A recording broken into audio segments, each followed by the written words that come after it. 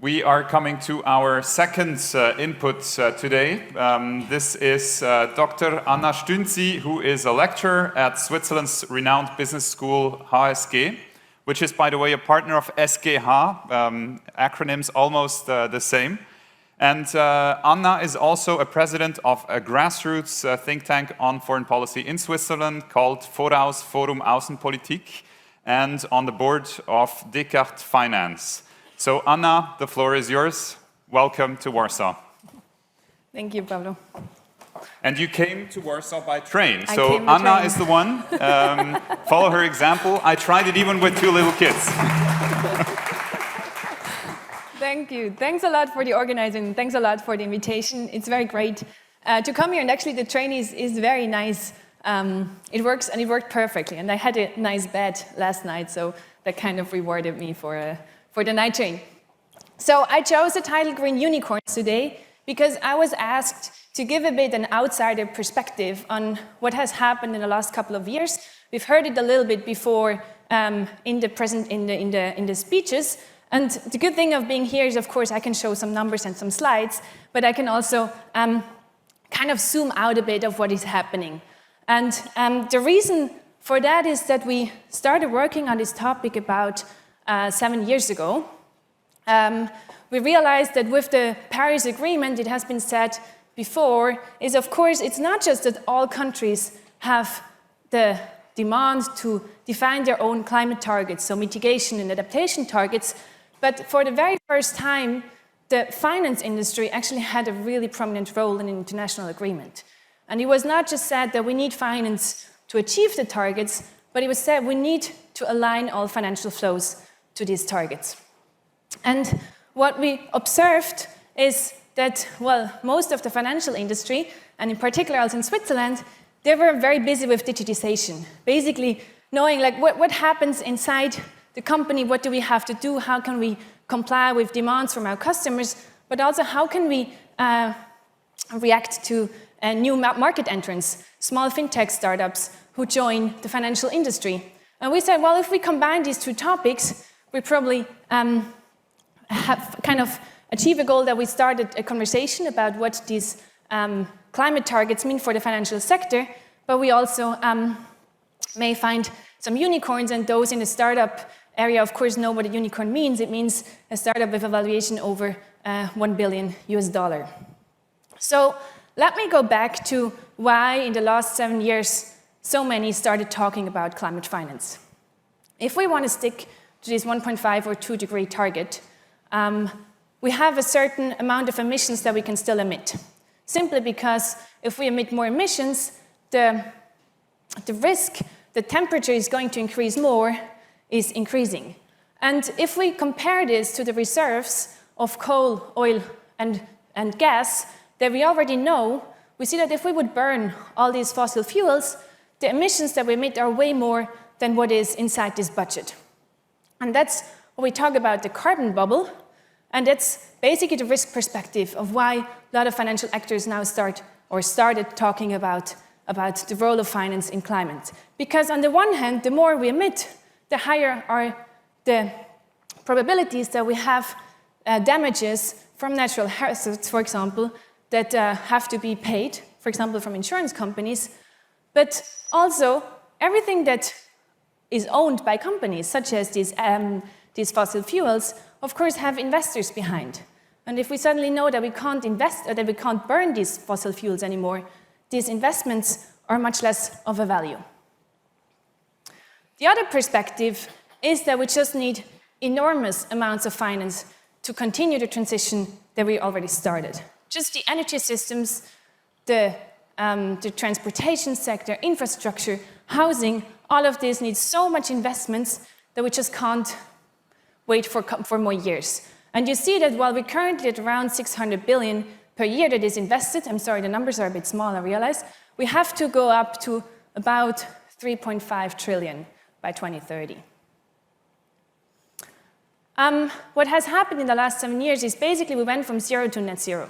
So lots of financial actors have joined coalitions, say where they have targets that by 2050 they want to have a portfolio that is net zero. Now it's already more than 500 companies, and they have more than 130 trillion of assets. So a lot has happened in the financial industry, a lot of recognition that their role in combating climate change is very important. When we see where these investments at the moment are taken, we see that there is a lot happening in Western Europe, a lot in East Asia and Pacific, mostly China, and a lot in the US and Canada. A bit less in the other continents. And what we also see is that mostly in Europe, in the US and in Australia, these investments are taken by the private sector, while in the other continents, it's mostly the public sector.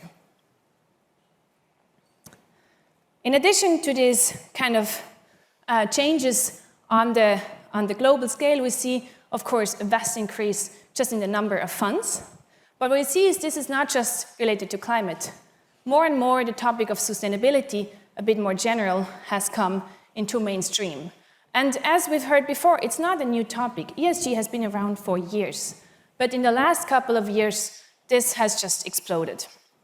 And together with the explosions in the private sector, of course, we had an explosion of events and projects and reports. But what I think is very interesting about it is that more and more climate is already as a given fact where we know the lever and the connection to the financial industry, and more we talk now about the connection to nature. How can we use finance for increasing biodiversity protection? How can we use finance for investing in the SDGs? And very interestingly, it's not just the private sector, and it's not just the civil society, it's actually lots of governments. So we've heard this morning that Switzerland wants to position itself as a hub for sustainable finance. London at the moment is called the king, the queen, or just having the crown in green finance. The European Union wants to set itself as a global leader in setting standards for sustainable finance, as does Singapore. So it's not just one country. Suddenly, lots of governments themselves say, well, the financial industry is very important, and we want to be the place where sustainable finance is at the forefront. With that comes, of course, questions for, regulations or standards and frameworks. Probably most of you already know the TCFD. We've heard about it before, so I'm not going to explain it in detail. But what you should know is that the objectives that we're requested to measure, or at least to report on, are kind of increasing. So it's not just on climate, the TCFD, or actually there is now a TNFD on nature-related financial disclosure.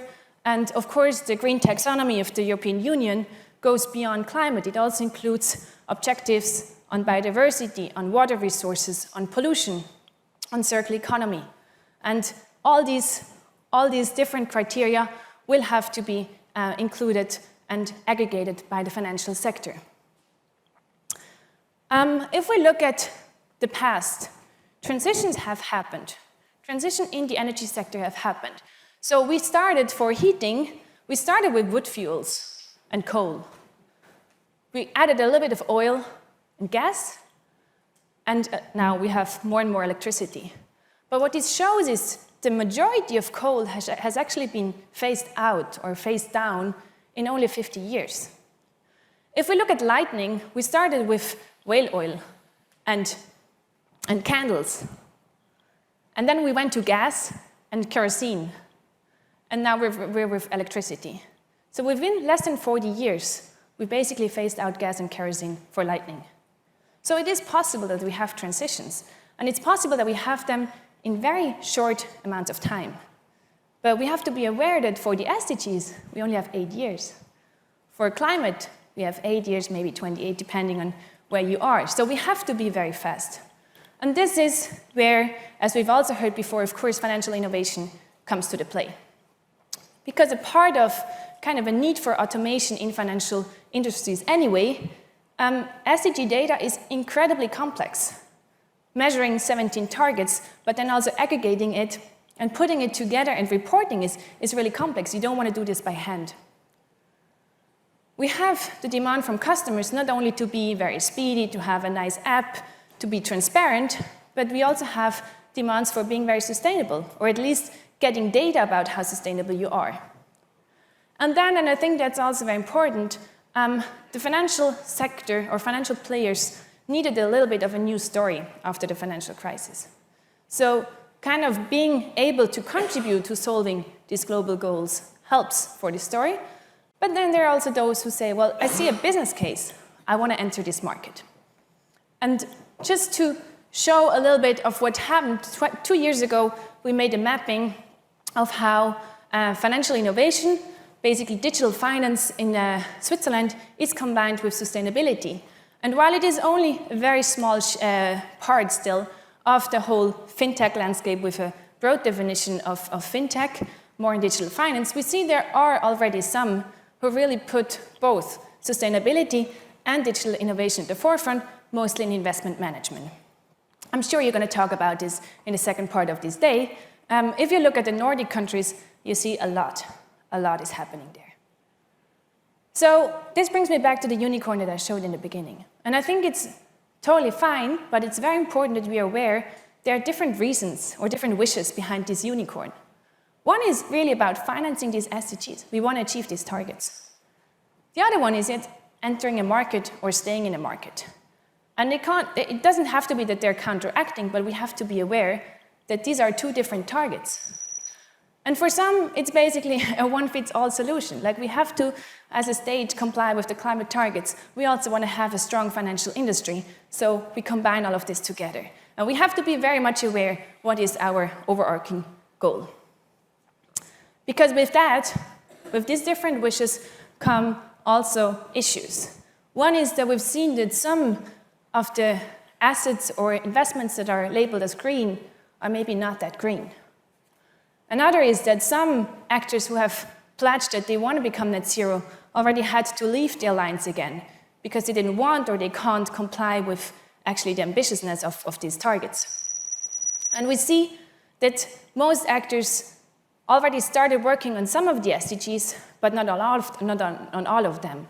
And I'm the last one to say it is easy to do that. I know it's incredibly difficult to aggregate all these risks. But we have to be aware it doesn't work just with choosing the ones you're already good in. We have to do the 17. So I want you to take basically 3 messages from me. One is, I think the overall goal should always be that we need to decrease these emissions, that we need to increase biodiversity protection, that we reduce poverty. And this should be the overall goal. There could be other goals, like entering a market or staying in a market, but this should be the overall goal. And we should use this lever of finance, but it's not the only one. We need the reductions in the real economy, of course. I think risk evaluating, aggregating, and assessing is in the DNA of the financial actors. So I think who, if not the financial industry, can help us a lot with achieving these targets. And then finally, I think we should all be aware of some challenges. It is really complex.